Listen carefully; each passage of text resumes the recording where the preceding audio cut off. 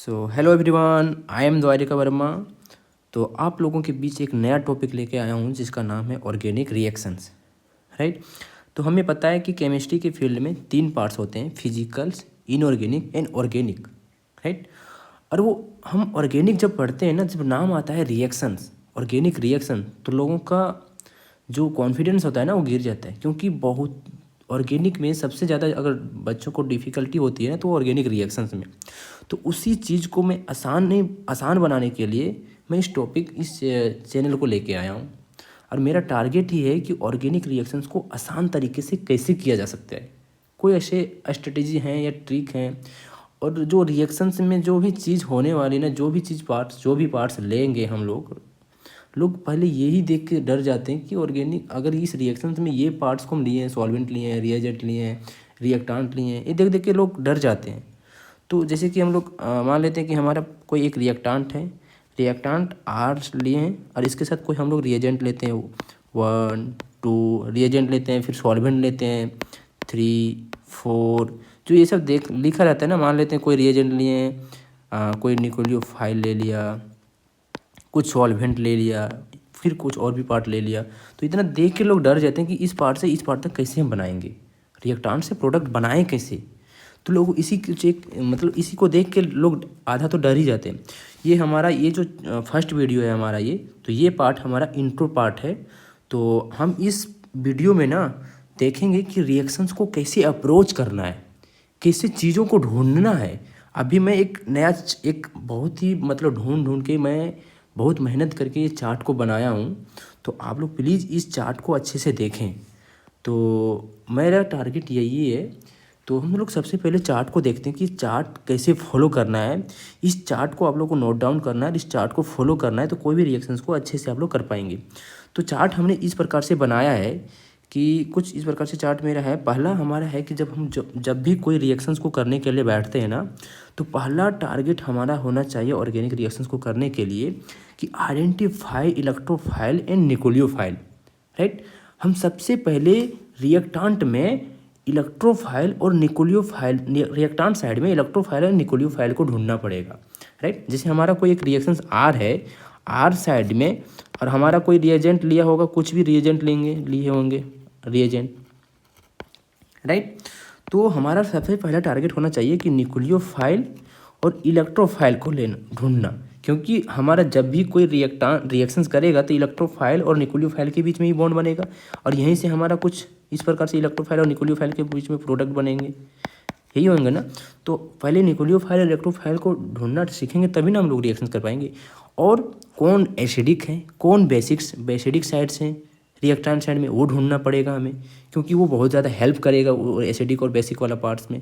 और numbers identical atoms in the starting material and products, कि starting materials में जो पार्ट्स हमारा है वो प्रोडक्ट में गया या नहीं गया, कौन सा गायब हुआ है, कौन सा नहीं गया है, वो चीज़ को हमें मार्क्स करना पड़ेगा। राइट। फिर हमारा सेकेंड वाला पार्ट में है हमारा, ये हुआ फर्स्ट पार्ट। सेकेंड वाला पार्ट ये है कि identify the most reactive sites, if exist more than one then marks it. इसका कहने का मतलब ये है कि मान लेते हमारा कोई रिएक्टांट साइड में मान लेते इलेक्ट्रोफाइल हमारा मिल गया 2, इलेक्ट्रोफाइल 1 एंड इलेक्ट्रोफाइल 2। हमारे पास 2 इलेक्ट्रोफाइल है। तो ये 2 इलेक्ट्रोफाइल में which electrophile is more preferable. Right. कि हमारा सबसे ज़्यादा इलेक्ट्रोफाइल अच्छा कौन है, ये ढूंढने हमें आना चाहिए, तभी तो हमारा निकोलियोफाइल आके इस पर अटैक करेगा। जो अच्छा इलेक्ट्रोफाइल होगा उसी पर आके निकोलियोफाइल आके अटैक मारेगा। तो वो चीज़ हमें ढूंढना पड़ेगा कि कौन ज़्यादा रिएक्टिव साइट्स हैं। राइट। उसके बाद हम लोग तीसरे पर मूव करेंगे कि recall the characteristics reactions of the most reactive functional groups. अब इसका मतलब समझ में आया कि कौन सबसे बेहतरीन फंक्शनल ग्रुप है इस रिएक्शंस को मोस्ट अप्रोप्रिएट बनाने के लिए। And by considering the reaction conditions, उस रिएक्शंस की क्या क्या कंडीशंस है वो चीज़ हमें चेक करना पड़ेगा। वो रिएक्शंस को देख के पता चल जाएगा। जब हम लोग क्वेश्चंस करेंगे ना, हम लोग इसी बेस्ड पर क्वेश्चंस करेंगे, 3-4 मतलब बहुत सारी क्वेश्चन। हम लोग सिर्फ इस वीडियो में सिर्फ क्वेश्चंस ही करने वाले हैं, कोई थ्योरी नहीं पढ़ेंगे। हाँ, ये होता है, ये हो सकता है कि क्वेश्चंस के टाइम में कुछ थ्योरी पार्ट्स कंसिडर हो जाएं, कवर्ड हो जाएं। फिर क्या बोल रहा है, and by considering the reaction condition and decide which is the most appropriate. भाई बोला ना कि कौन ज़्यादा अप्रोप्रिएट है, कौन मोस्ट अप्रोप्रिएट है, राइट। उसके बाद ये चीज़ करने के बाद हम लोग फोर्थ पार्ट पर हम लोग मूव करेंगे। और फोर्थ पार्ट में हमारा क्या होगा कि work through the mechanisms leading to the intermediate product. अब ये पार्ट हमारा सबसे इम्पोर्टेंट बन जाता है। वो क्यों? क्योंकि हम लोगों ने क्या क्या ढूंढना सीख गया पहले कि कौन सा इलेक्ट्रोफाइल है, कौन निकोलियोफाइल है, कौन एसिडिक पार्ट है, राइट, कौन बेसिक पार्ट्स है, ये सिर्फ हमने सीख लिया। कौन हमारा रिएक्टिव साइड्स है, कौन रिएक्टिव साइड्स है, ये सब हमने ढूंढ लिया।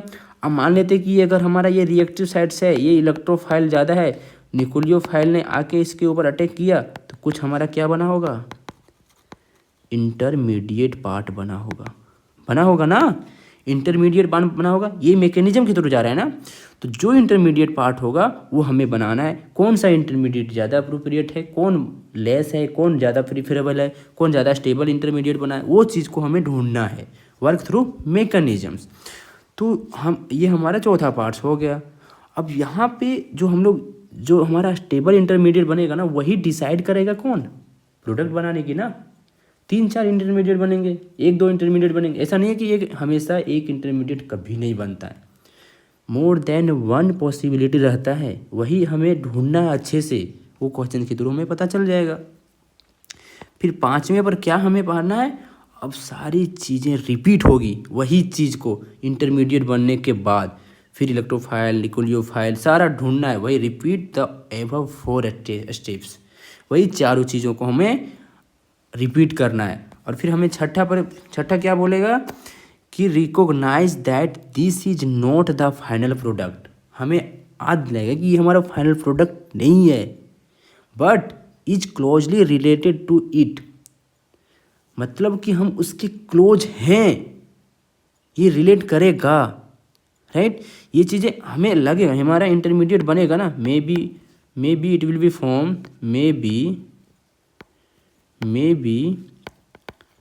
it will be formed more than one intermediate, but which one is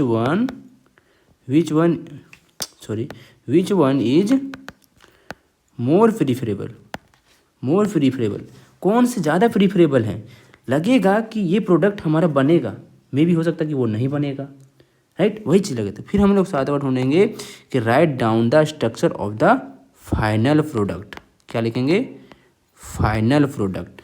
तो हमें ये रहा हमारा फाइनल प्रोडक्ट।